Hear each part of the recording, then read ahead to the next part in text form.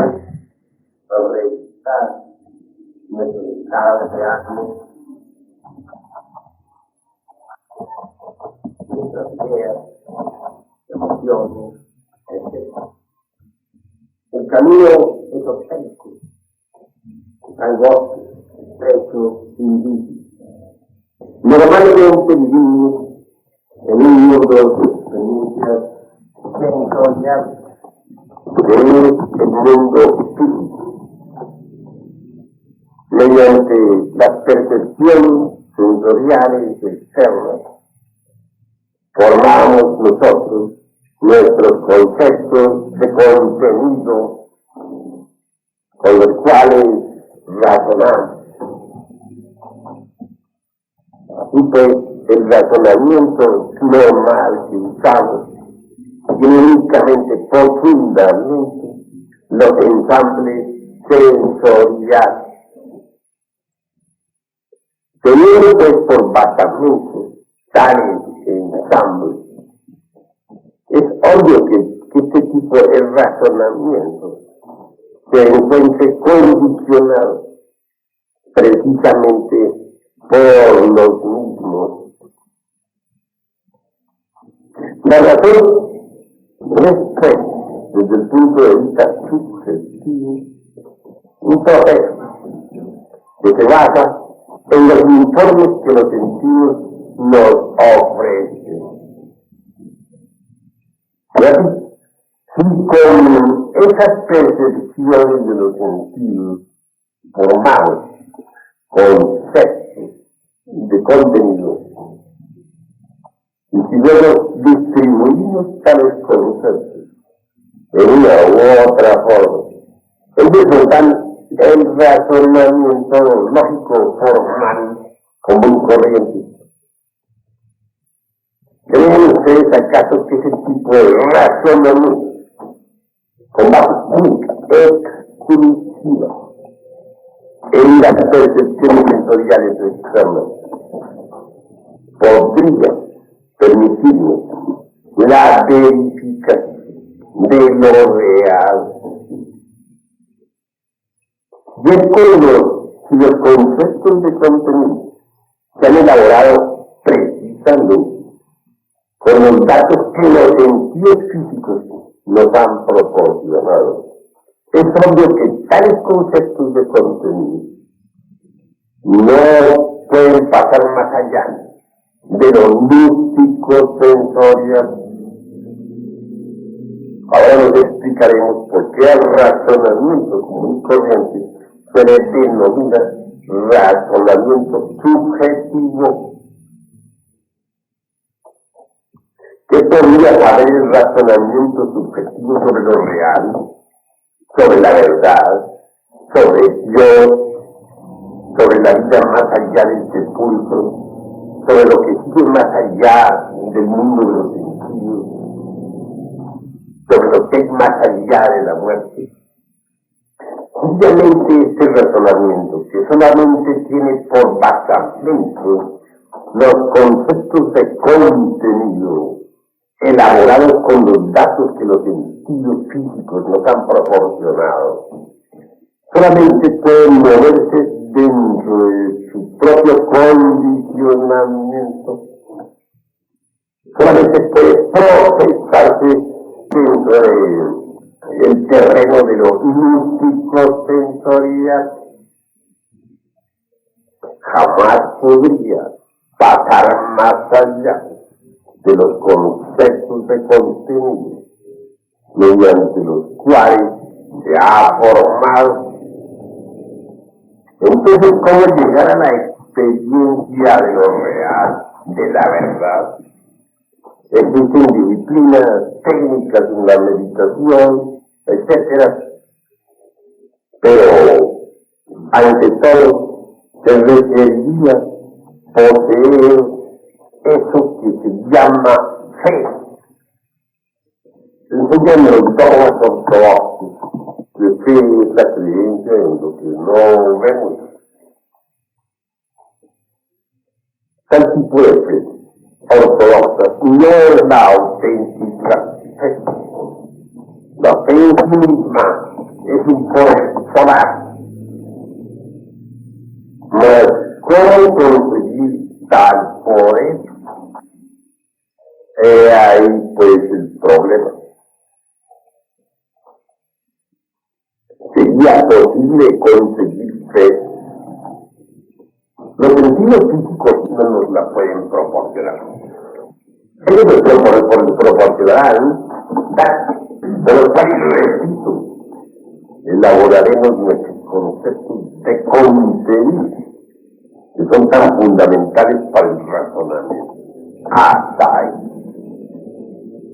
Pero la fe aquí, de tipo solar, esa que pasa más allá del simple razonamiento subjetivo, esa que tiene un poder tan extraordinario como para mover montañas, esa que combinada con la meditación nos lleva a la iluminación. No es posible conseguirla con los simples informes que nos dan los sentidos físicos.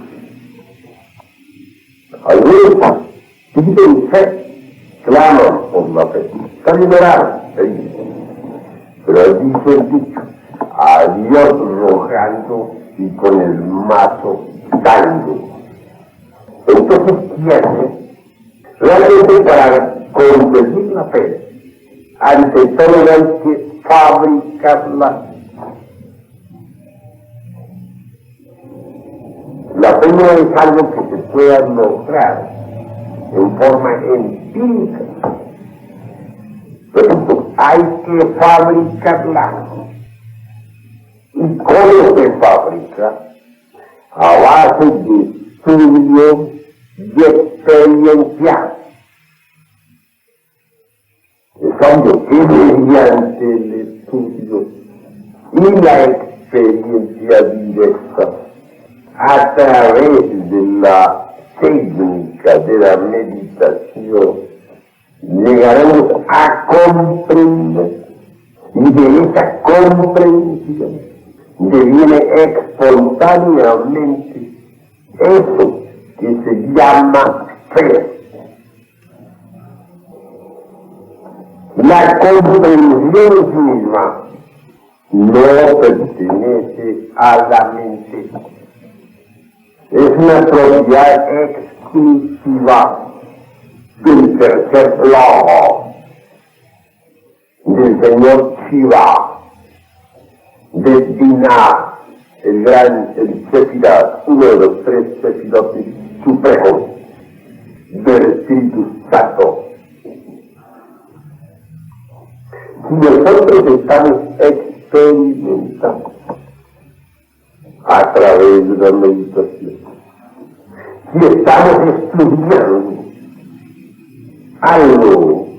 algún tema trascendental, si nos esforzamos por comprenderlo, es obvio que lo primero que tendremos será la experiencia mística como resultado del estudio y de la meditación. Luego viene la comprensión, ese chispazo de luz que nos da el tercer logo. Él viene en nuestro auxilio para darnos la comprensión. Y de tal comprensión resulta la fe.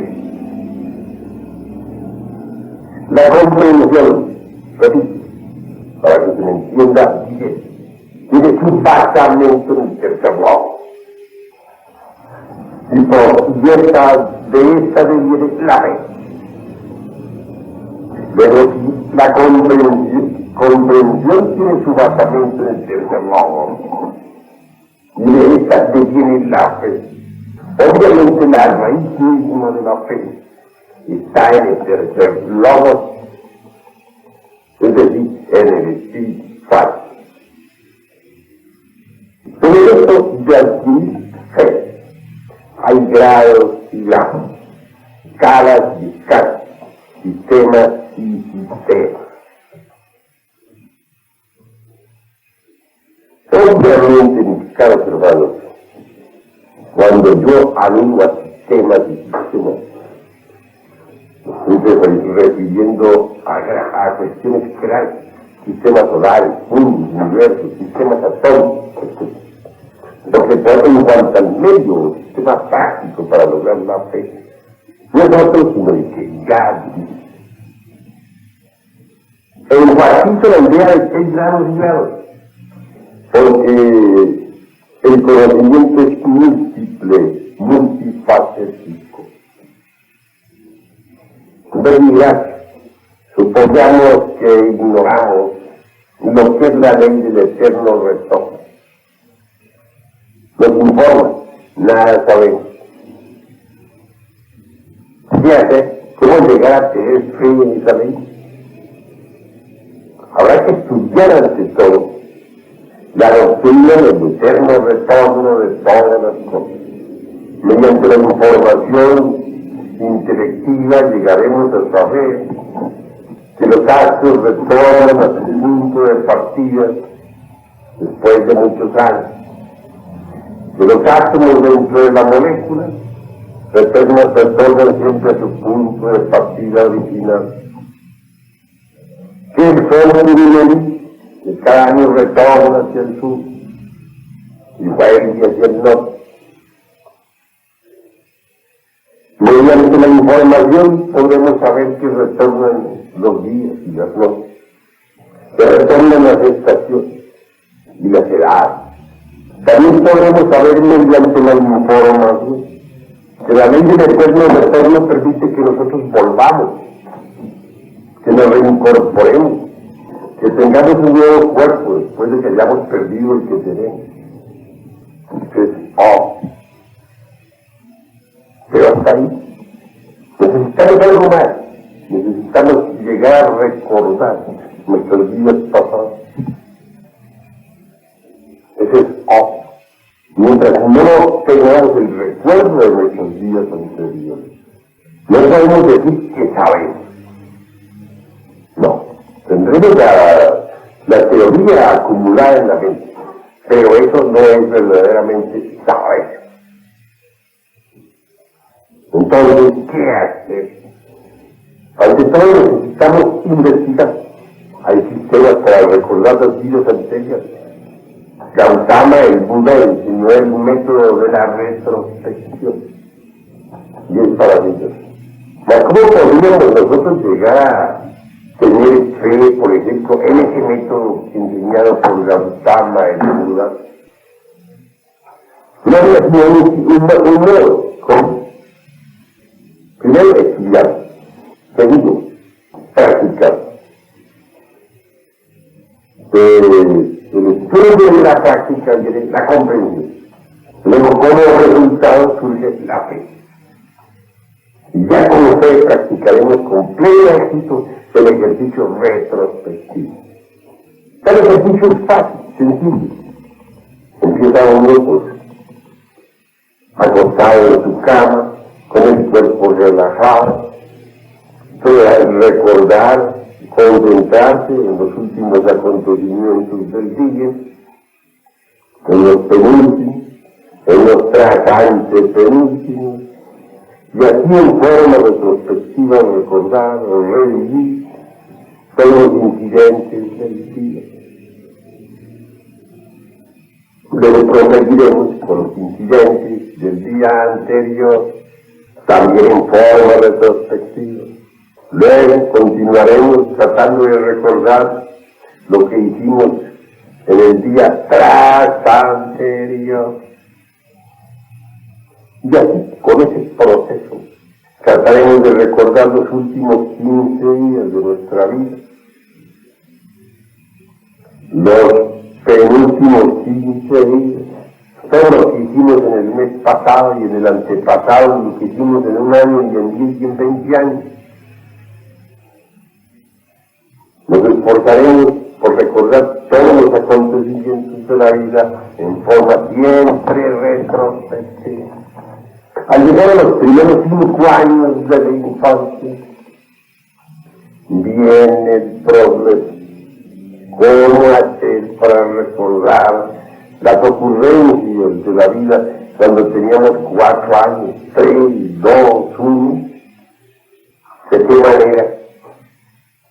¿Cómo es que amas que combinar la meditación con el sueño, en instantes en que nos sintamos predispuestos al sueño, practicaremos el ejercicio, tratando de recordar minuciosamente los incidentes de nuestra vida cuando teníamos 4 años, 3, 2, 1. Pensando en recuerdos sí, en forma de relajo, de destello. Esos primeros recuerdos de los primeros años de mi infancia, resultado de la primera de haber conocido la práctica, segundo, de haber practicado el ejercicio retrospectivo. Esos recuerdos, esas centellas, esas visiones, dijéramos, de tipo relampagueante, nos darán la fe en el ejercicio. Una fe de tipo solar. Y cuanto más recordemos las ocurrencias de los primeros años de la infancia, la fe aumentará. Y cuando hayamos recordado la totalidad de nuestra vida, hasta el instante mismo del nacimiento, entonces podemos dar el salto al último momento de la vida anterior. Si llegamos a recordarlo, llegamos a vernos rodeados de nuestros familiares en el último instante, entonces la fe que ayudará será aún más grande. Miremos qué ejercicio tan extraordinario. Estoy contento con esta práctica. Y al continuar con nuestro ejercicio retrospectivo, recordaremos los últimos años de la pasada existencia, los penúltimos, los antepenúltimos, la juventud, la adolescencia, la niñez, el momento en que nacimos en nuestra pasada existencia. Cuando eso lo logremos, tendremos una fe inquebrantable de tipo solar, inconmovible. Podría alguien venir a decirnos que ese ejercicio no sirve para nada, y nosotros nos reiríamos de así. Podrían venir mejor razonadora tratando de destruirnos, y nosotros nos reiríamos del razonador. Nos sostendría la fe, producto del estudio y de la experiencia. Entonces diría, conozco la ley del eterno retorno de todas las cosas, pero ya no lo vivimos en la forma meramente espiritual, o meramente intelectiva, o razonativa, sino que ya no la vivimos con conocimiento de causa. Podríamos decir, yo he retornado, y aquí estamos. Y lo hablaríamos con tanta seguridad que conmoveríamos mucho. Pues habríamos adquirido la fe en el ejercicio retrospectivo. Este procedimiento enseñado por el Gautama Buda Sakyamuni nos permite recordar todas nuestras existencias anteriores. Es un ejercicio maravilloso. Pero una cosa es escuchar ustedes mi afirmación, mi explicación, y otra cosa es la práctica que ustedes deben realizar. Al escuchar ustedes la disertación sobre tal ejercicio, reciben información que están de hecho estudiando. Pero al practicar, están practicando. Y después de la práctica deviene la comprensión. Y como resultado de la comprensión, la fe.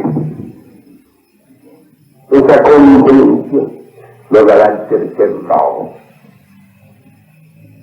Y esa fe, el resultado definitivo de la de la verificación, de la comprobación. Así pues, hermanos, no hay otra forma de tener fe. Pero si ustedes logran elaborar, por ejemplo, la fe sobre el ejercicio retrospectivo, la fe sobre la ley del eterno retorno de todas las cosas, a base de estudio, de experiencia, comprensión, no debe decir por tal motivo que tengan, por ejemplo, la fe plena en otros temas. Por ejemplo, en la existencia de la Atlántida. Entonces, existirá ustedes han oído decir yo la Atlántida, pero que no consta, lo reciben como una noticia, pues la acepten. Nada, realmente les consta. De manera que para llegar a saber si existió la Atlántida, necesitarían ustedes verificar esa información. Ante todo, estudiar sobre cómo situada la Atlántida. Que todo el océano Atlántico Pacífico, qué pruebas físicas, qué datos hay, cuáles son sus leyendas, qué tradiciones, etc. ¿Qué profesión de todos esos datos? Entonces necesitamos verificarlos. ¿Cómo lo verificaremos? A través de la técnica de la meditación. Tendremos que acostarnos en nuestra cama, ojalá con la cabeza hacia el norte, el cuerpo completamente relajado, cerrados los ojos, en instantes en que nos sintamos predispuestos al sueño, pero concentrarnos definitivamente en la atracción, combinando la imaginación y la voluntad en vibrancia armonía. Recordemos que la imaginación es femenina. No está de más decirles que la voluntad es masculina. Y que en la combinación de esas dos polaridades se halla la clave de todo, pues. Así pues, no debemos subestimar a la imaginación. Hay una tendencia muy marcada a subestimar la imaginación. Todo el mundo dice, estas son cosas de imaginación. ¿Será cierto o es cosa de mi imaginación? Es decir, no saben apreciar el valor de la imaginación. Distingue entre la imaginación intencional y la imaginación mecánica. La imaginación intencional es el translúcido que nos permite a nosotros ver las grandes realidades de los mundos internos. La imaginación mecánica es la fantasía. Está formada con los desechos de la memoria. Distingamos pues entre imaginación y fantasía. Subestimar la imaginación es un absurdo. Y pues debemos desarrollar la imaginación, cultivarla. Si nosotros nos concentramos debidamente, repito, en la Atlántida, con el cuerpo relajado, imaginándonos vivamente al continente Atlántico, si unimos la voluntad, la imaginación, en vivancia y armonía, queriendo ver la Atlántida. Si practicamos diariamente, imaginándonos allá en el océano Atlántico, ver un grupo de islas maravillosas, entre ellas la de Poseidón, con las 7 puertas de oro mate, etc. Si diariamente practicamos, ¿qué sucederá? En un día de esos tantos, veremos la transición.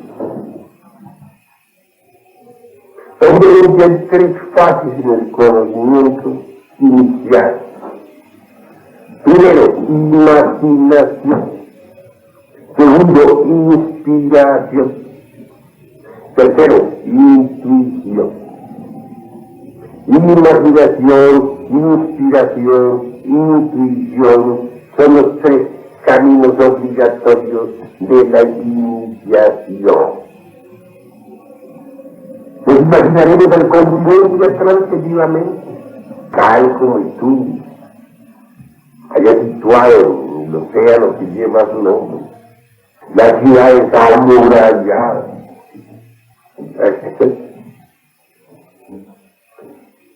Nuestra voluntad será querer ver, y nuestra imaginación es aguardar, estar en estado de receptivo, a ver qué llega a la imaginación. Un día de esos tantos comenzarán destellos de la Atlántida al llegar a la imaginación. Y serán cada vez más vivas las imágenes de ese viejo continente. Veremos sus habitantes, sus ciudades. Y si somos tenaces en el ejercicio, llegará el día en que podremos ver perfectamente el continente actual, totalmente. Ese destello nos dará fe. Pero esa fe aumentará cuando pasemos al segundo aspecto que se llama inspiración. Al estar inspirados sentiremos en nosotros lo que fue la Atlántida. Sabremos de su vida y de sus tragedias. Un tercer grado nos llevará a la intuición. Y entonces, mediante la intuición, podemos ya no solamente ver clarividentemente y llegar a sentir nosotros las vivas emociones de las gentes, etcétera, del continente atlántico, sino que también podremos estudiar entonces en su totalidad la vida de ese continente, de esa humanidad, en los mismos archivos sellados de la naturaleza, en los registros acásicos. Cuando eso sea, tendremos mucha más fe. Entonces, vemos cómo la fe es susceptible de desarrollo. Alguien puede tener fe en algo y no tenerlo en otra cosa. Si quiere tener fe en todo, tendrá que estudiar profundamente y experimentar. Y luego, como resultado del estudio y de la experiencia directa, viene la comprensión. Y como consecuencia o corolario de tal comprensión, resulta la fe, que como ya les dije a usted, obviamente tiene su raíz en el mismo tercer lado. Así es como se va desarrollando la fe a base de estudio y de experiencia. Hasta el mundo. Indubitablemente la fe no es algo que pueda convertirse en hábito. No. Los hábitos que nosotros al fin y al cabo tenemos que estudiar pertenecen al centro motor o centro del movimiento. Pero también son instintivos, son, digamos, mecánicos, en un 100%. Si uno quiere hacerse consciente, digamos, de las actividades del centro motor, debe estudiar sus hábitos. Debe estudiarlos para conocerlos mejor. Porque tenemos muchos hábitos que nosotros mismos no los conocemos.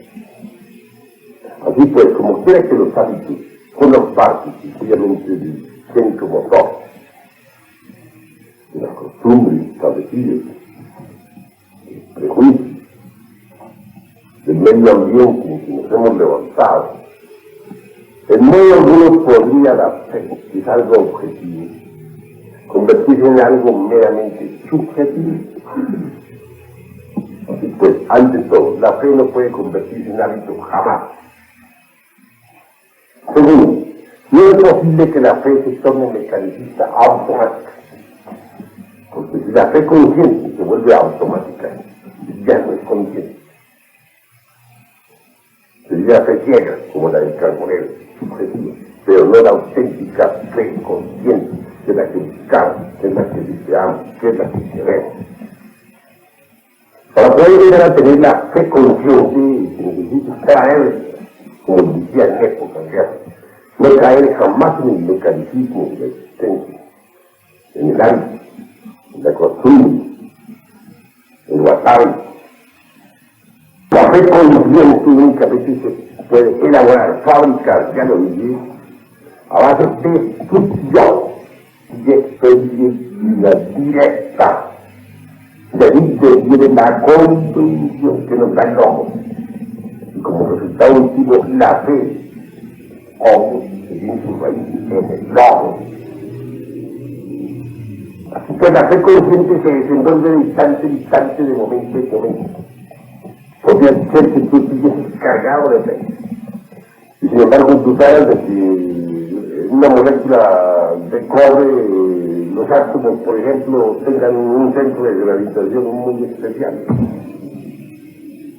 Que tal molécula sirva, dijéramos, como centro de gravedad para seguir las fuerzas cósmicas que evolucionen en involución. Podrías tú decir, está bella la teoría que la vida me consta. Y sin embargo, le está irradiando fe. Pero necesitaría no tenerla en un momento dado. Entonces necesitarías tú estudiar la constitución de esa molécula de cobre. Pero estudiarla detenidamente desde el punto de vista físico. Y luego, pues, estudiarla a través de la meditación. Acostado en su cama, con el cuerpo relajado, imaginar a la molécula vivamente, verla, es decir, unir la imaginación que es femenina con la voluntad que es masculina, tratando de descubrir la vida de esa molécula. En un momento dado, de inspiración, el día menos pensado, llega a saber cómo las fuerzas cósmicas gravitan en esa molécula, evolucionando e involucionando.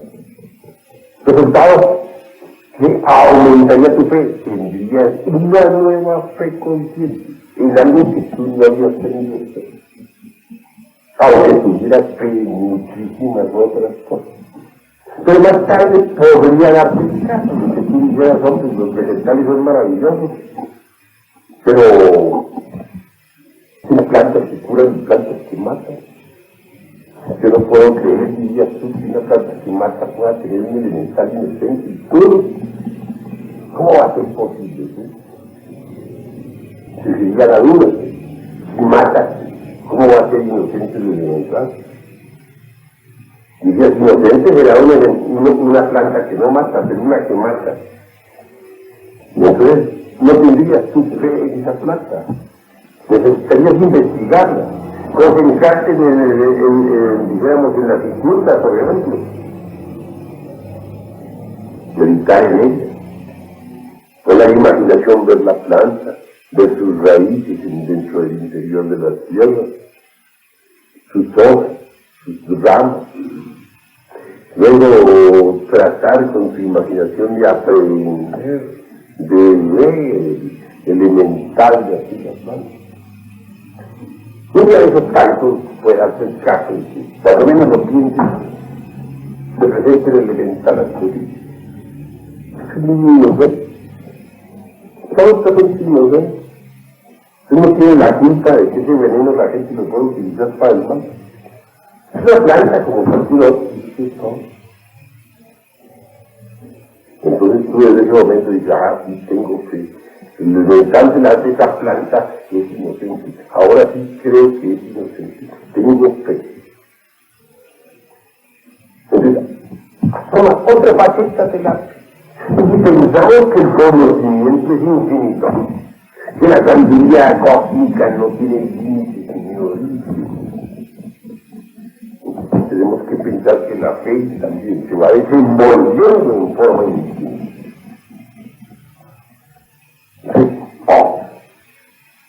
Y de instante en instante, y de momento en momento, que jamás se puede volver mecanicista, automático, o formar parte de nuestros hábitos y costumbres inveteradas. ¿Entendido? Además,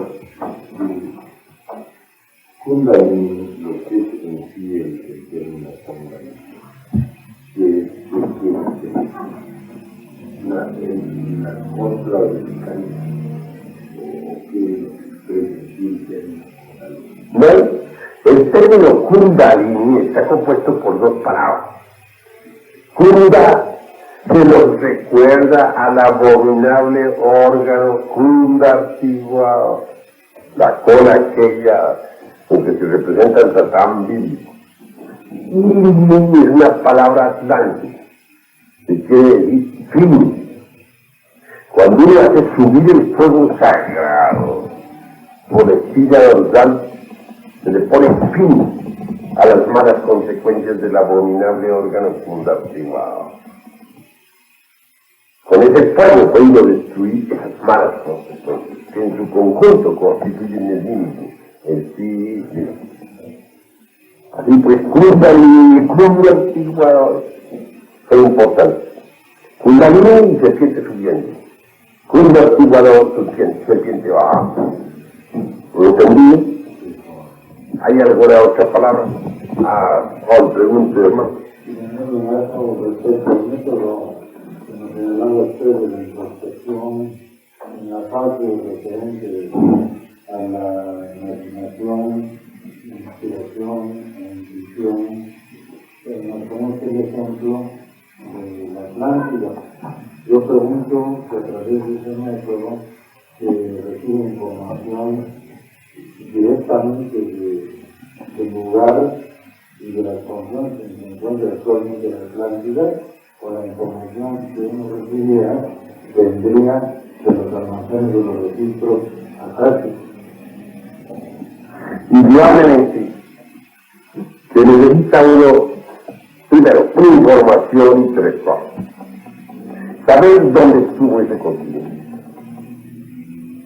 Hoy en día hay hasta mapas sobre la Atlántida. Luego pasa uno al trabajo, a través de la meditación. Acostado en su cama, sus brazos, sus piernas relajadas. Imaginará vivamente a la Atlántida, pondrá su imaginación en condiciones receptivas, Un símil, por ejemplo, el espejo. En el espejo se puede reflejar el cielo estrellado. Así también la imaginación es un espejo, en el cual pueden reflejarse las maravillas de la naturaleza, incluyendo a la Atlántida. Pero hay ante todo que concentrar la atención en la transición. Entonces, con la imaginación abierta, en la actitud receptiva, puede llegar el día en que perciba ese continente. Está en los archivos acá, pero puede reflejarse en la imaginación como en un espejo. Y entonces, de allí viene el conocimiento directo. Mas hay que saber combinar poderes. He dicho que la imaginación es femenina. He afirmado que la voluntad es masculina. Y que la unión de ambos poderes, o de ambas facultades, se halla la clave de todo poder.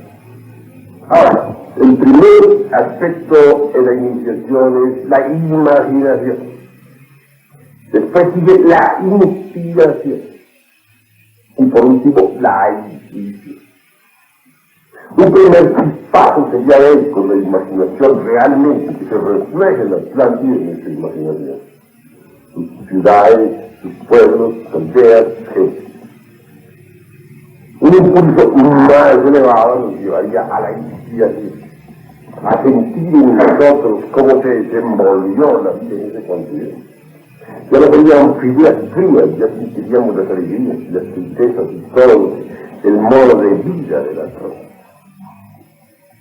Pero el tercer aspecto sería el más elevado, el de la intuición. Porque con la intuición ya penetraríamos en un mundo totalmente espiritual, en un mundo causal. Y entonces tendríamos a nuestra disposición los archivos acá de la naturaleza.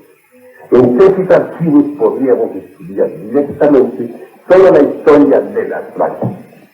Y así es como han procedido siempre los grandes maestros. Eso es todo. Y maestro,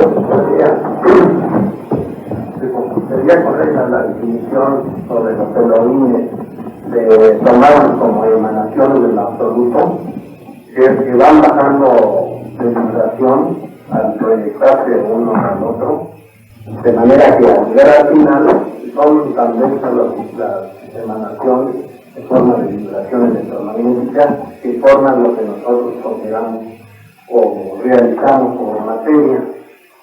Y si son esos Elohim los que ayudaron a Dios a formar al hombre, puesto que en la Biblia dijo Dios, hagamos al hombre, ya no lo dijo esto, dice hagamos al hombre, que se refería a otros personajes o otras fuerzas. Bueno, ante todo hay que analizar la palabra Elohim. Elohim en realidad, ¿verdad?, es una palabra femenina con un final masculino pluralizado. La H tiene sonido, se pronuncia como J, de manera que su pronunciación exacta es Elohim. Si la palabra Elohim es pluralizada, entonces tenemos a los Elohim, al ejército de la voz, formados por criaturas macho-hembra, perfectas. Y ya precisamente Valentín, el fundador de la secta gnóstica de los valentinianos, expuso el mismo punto de vista suyo. Él ve a los Elohim como parejas perfectas, emanando de la agnostoteos, es decir, de la divinidad incognoscible, de la deidad incognoscible, que es el absoluto, o mejor dijéramos, el espacio abstracto absoluto. Dicho espacio es obvio que está desprovisto de toda clase de cualidad, que se encuentra más allá de toda posible concepción intelectiva. Es el vacío y la plenitud a la vez. Si dijéramos que agnostoteos, el absoluto, es solamente un vacío y nada más, no daríamos una indicación más precisa. Pero si decimos que el agnostoteo es vacío y plenitud a la vez, podemos indicar con precisión, pues, la esencia misma del absoluto.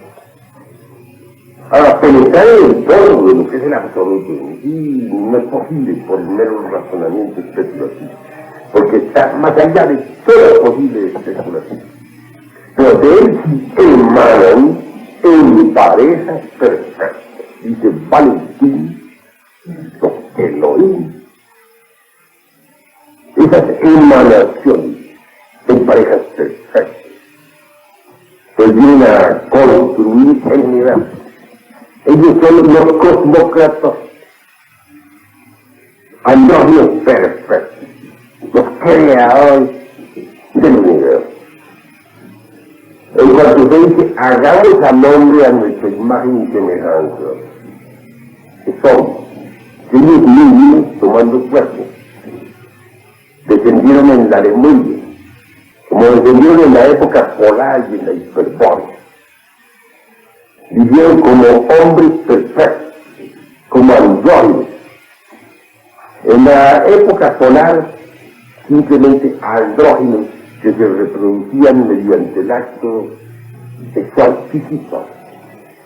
En la época hiperbórea, como andrógenos que se reproducían mediante el sistema de brotación. En la época lemúrica, como hermafroditas que se reproducían con el sistema de gemación. El hombre mismo, hecho a imagen y semejanza de ellos, pues en el fondo ellos mismos eran ese hombre. Que se retiraron después del panorama del universo, es verdad. Dejaron pues esas formas de materia descartadas, inútiles ya para ellos, divididas en sexos opuestos, a los elementales superiores provenientes del reino animal.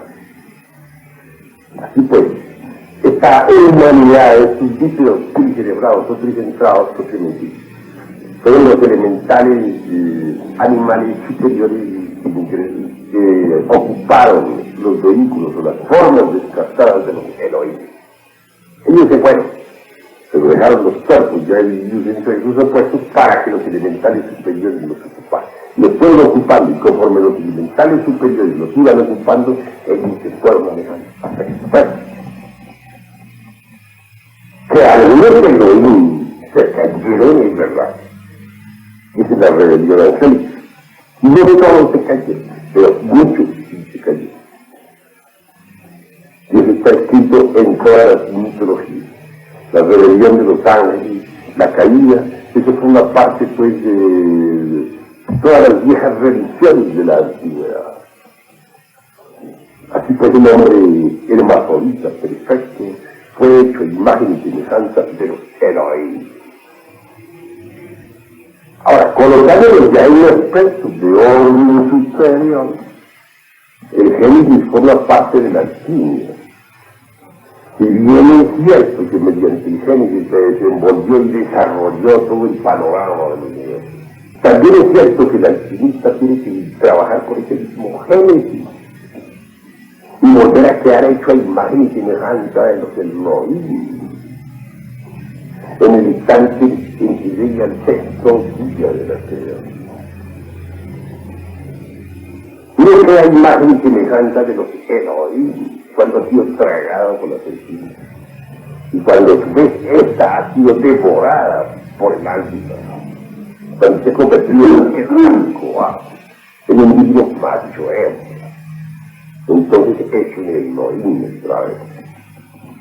Es un hombre perfecto. La ha quedado hecho a imagen y semejanza de ellos y de ellos mismos. Es él mismo, Dios y diosa a la vez. ¿Hay alguna otra pregunta, hermano? Puede preguntar. Leyendo la carta política de John Tocqueville, en uno de los capítulos dice que los Elohim se forman de la unión de Chokmah y Binah. Quiero preguntarle al maestro que Pues no estamos de acuerdo, porque John Tocqueville quiere precisamente que así se formen, pero no se forman así. Ténganse en cuenta que Binah está representado en la India por el señor Shiva, el tercer lado. El señor Shiva tiene su esposa o dos esposas en el Hindustán, que es el señor. Una de ellas, la dice Durga, y la otra Kali. Pero bien, pensemos en Durga solamente, en su esposa, sí, en su madre divina Kundalini, en nuestra madre divina Kundalini. Binah lo vemos ahí como Yati y Oa. El sol es masculino y femenino a la vez. En el Elohim es eso, masculino y femenino a la vez. En cuanto a Chomah puede habitar dentro de un Elohim y glorificar al Elohim. el padre puede tragarse a Choma y a Elohim también. Y en esa forma nos convertimos en seres terriblemente divinos. A ver, ¿hay alguna otra pregunta, hermano? A ver. Me encuentro un poco confundido por algo que yo trataste de decir y por algo que me audio. Entonces, habla usted de que para fábricas es necesario estudiar. Creo que debemos de trabajar con nuestra divina madre. Debemos practicar karma. Bueno, la función consiste en esto. En su libro habla usted de un pasaje una usted a Bruto. Y después de hacer una relación de vida de Bruto y de posterior personalidad espíritu, dice que practicó en Caja Maicuna y a pesar de eso va a caer a los instituciones, de lo cual pienso yo que no pudo lograr crear conciencia. Entonces yo pregunto, nosotros que no hemos creado yo no he creado conciencia, ¿cómo puedo saber si nuestra madre, si la niña no perdona faltas, como son la traición, la miseria, sí? Entonces, ¿cómo podemos nosotros desarrollar esa conciencia y saber qué es lo que hicimos en las anteriores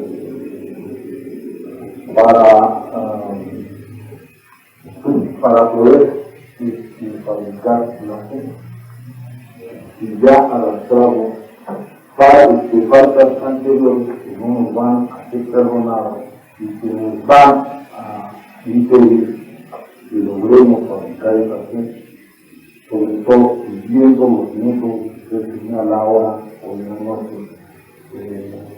de hacer un análisis retrospectivo de su vida actual y luego de su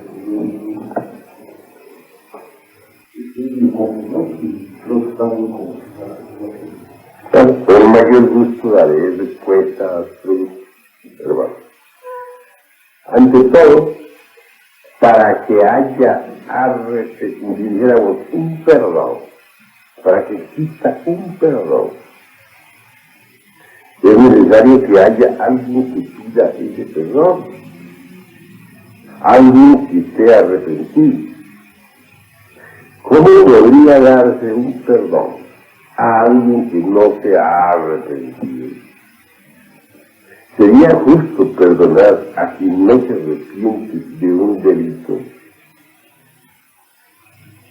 Pero si el que cometió el delito se arrepiente y pide perdón, sinceramente, pues puede ser perdonado, ¿verdad? Pero si no se arrepiente, impide perdón, si está contento con el delito, ¿acaso se le podría o se le debería realmente dar un perdón que él no ha pedido y que no lo desea y no lo quiere? A nadie se le puede dar lo que no quiere.